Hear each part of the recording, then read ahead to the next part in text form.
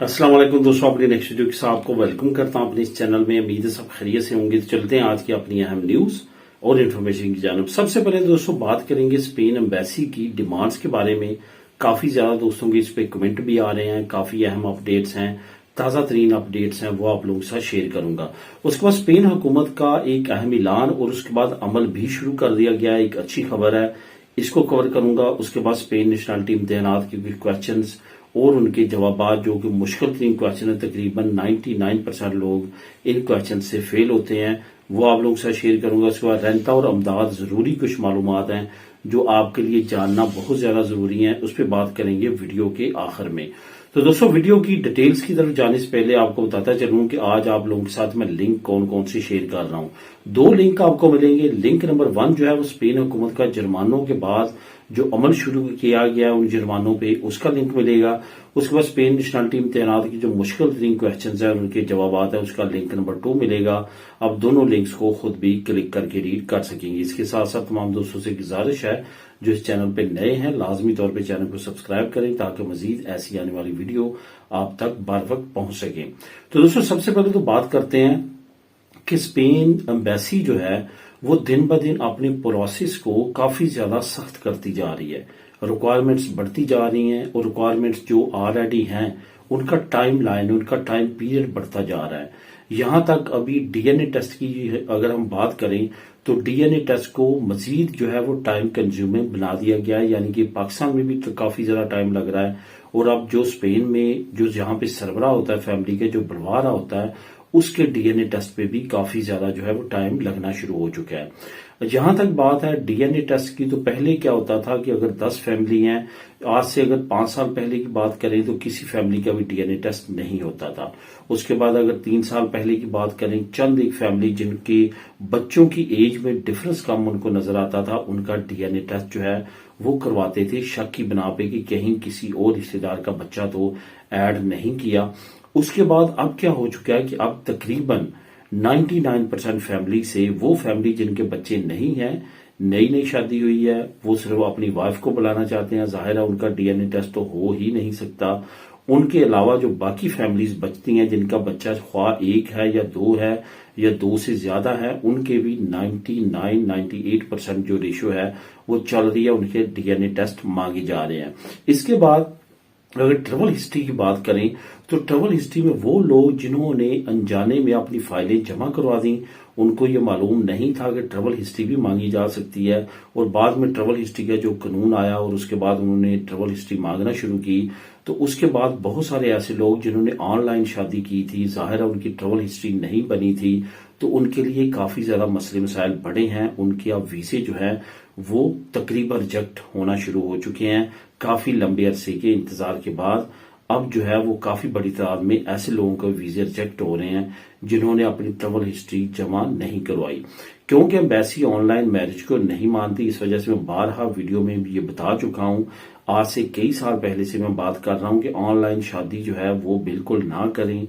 ख्वाह चंद दिनों के लिए जाएं, लाजमी तौर पे जाएं और वहां पे जाके फेस टू फेस निकाह करें। रुखसती ना भी हो लेकिन उनकी पिक्चर्स बनाएं, मूवी बनाएं, आपके पास प्रूफ हो, पासपोर्ट पे ऑलरेडी आपकी इन आउट की मोहर होती है, वो एक बड़ा प्रूफ है। इस तरह से आप अपनी शादी को जो है वो रिकॉग्नाइज करवा सकते हैं। अदरवाइज ऑनलाइन का कोई भी रिकॉर्ड नहीं होता। और ये ऑलरेडी हमारे कुछ ऐसे लोग हैं जिन्होंने कुछ ऐसे कारनामे किए, ये डरे हुए हैं और ये समझते हैं कि ये फेक शादियां करवा के वहां पे लेके जा रहे हैं फैमिलीज को, तो इस वजह से ये मसला काफी ज्यादा पेचीदा हो चुका है।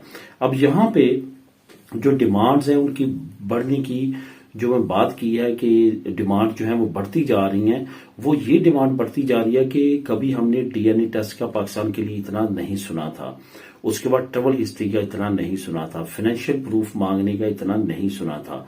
अब एक नई चीज आई है जिसमें बोन टेस्ट के बारे में कहा जा रहा है और चंद फैमिली से बोन टेस्ट बच्चों का लिया भी गया है। ये बोन टेस्ट क्या होता है? बोन टेस्ट होता है कि आपकी हड्डियों का टेस्ट किया जाता है कि असल में इस बच्चे की उम्र क्या है। जिन बच्चों के कद जो है वो लंबे होते हैं عمر اتنی زیادہ نہیں ہوتی، جیسے کہ ہمارے عموماً طور پہ وہاں پہ کچھ بچوں کی جو ہے فزیکل جو ہے وہ لک اس طرح ہوتی ہے کہ وہ ذرا زیادہ قد کے لمبے ہو جاتے ہیں اور عمر اتنی نہیں ہوتی، عمر فار ایگزامپل 15 سال ہے 16 سال ہے، لیکن دیکھنے میں وہ 20 سال کے لگتے ہیں. تو ان کا ایمبیسی نے بون ٹیسٹ لینا شروع کر دیا اور کافی فیملی سے وہ بھی ٹیسٹ لیا جا رہا ہے. اس وجہ سے ذہنی طور پہ آپ نے اس کے لیے بھی تیار رہنا ہے. اگر آپ کے بچوں میں کوئی بچہ ایسا ہے جو کہ لک وائز دیکھنے میں عمر سے زیادہ لگتا ہے تو اس کے لیے بون ٹیسٹ لیا جا سکتا ہے، اور یہ بھی ایک ٹائم کنزیومنگ پروسیس ہے، same like D N A test. تو اس طرح سے ریکوائرمنٹس بڑھتی جا رہی ہیں. لیکن فائنلی آپ کو یہی کہوں گا کہ اگر آپ کا کیس جینون ہے، آپ کے کیس میں کوئی پرابلم نہیں ہے، کوئی بھی 2 نمبری نہیں ہے، باقی یہ نام کا آگے پیچھے ہونا وہ کریکٹ ہو جاتا ہے. اگر خدا نخواستہ آپ کی فائل جمع ہے، نام غلط ہے، آپ نے اتنا زیادہ نہیں دیکھا جو دیکھنا چاہیے تھا، پھر بھی اگر سبمٹ ہو چکی ہے تو زیادہ اعتراض لگے گا، آپ نے دوبارہ حل کرنا ہے اور جمع کروا دینا ہے.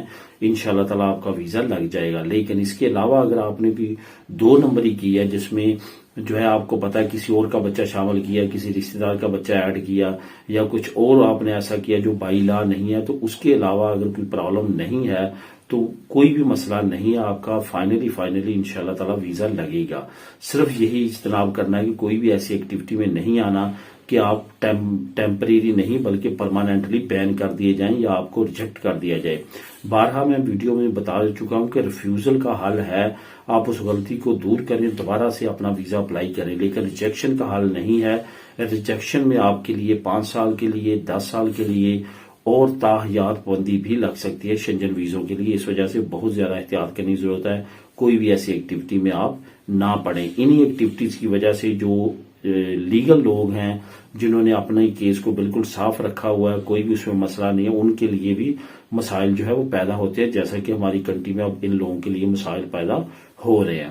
اب دوستوں بات کرتے ہیں اسپین حکومت کا جرمانوں کا اعلان اور ایک اچھی خبر. جیسے کہ آپ کو میں نے آج سے چند مہینے پہلے ایک لنک شیئر کیا تھا اور نیوز شیئر کی تھی کہ حکومت نے اعلان کیا ہے کہ وہ لوگ جن کے 2 گھر ہیں یا 3 گھر ہیں، ایک گھر میں تو رہتے ہیں اور باقی گھروں کو تالے لگائے ہوئے ہیں، نہ تو کرائے پہ دیا ہے اور نہ ہی سیل کر رہے ہیں، ان کو بسندے کی طرف سے جرمانے آنا شروع ہو چکے ہیں. کیونکہ ملک میں ریزیڈینشل کرائسس عروج پہ ہے، کرایوں پہ گھر نہیں ملتے، کرایوں پہ اگر ملتے ہیں کرایہ بہت زیادہ ہائی ہے، گھروں کی قیمتیں بہت زیادہ بڑھ چکی ہیں، گھر خریدنا عام بندے کے لیے اتنا آسان نہیں ہے.